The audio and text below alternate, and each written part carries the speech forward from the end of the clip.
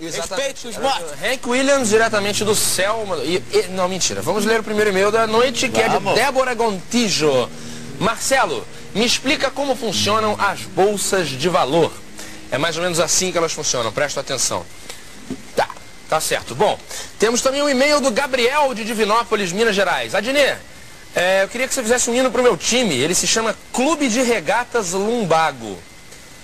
Vide significado de lumbago. Bom, eu não sei. Primeira observação.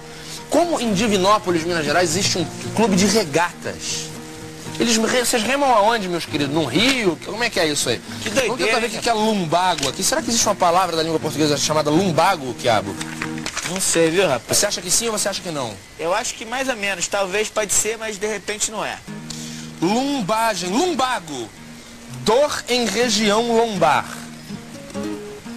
O nome do teu time é Dor na região lombar, o lumbago. Bom, eu acho que é mentira, mas vamos fazer mesmo assim. Vou fazer um hino. Um hino para o lumbago. Vamos lá. Clube Regatas Lumbago, tua glória é ganhar e sentir dores na região lombar. Clube de Regatas Lumbago, tua glória é vencer e conquistar o título da Série C. De Divinópolis surge um campeão, és tu Lumbago, orgulho da nação.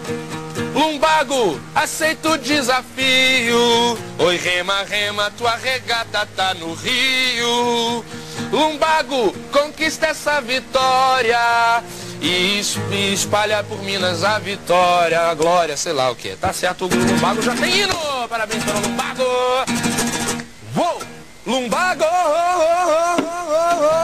Clube Regatas Lumbago, tua glória é ganhar e sentir dores na região lombar.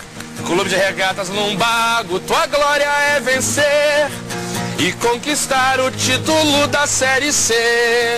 De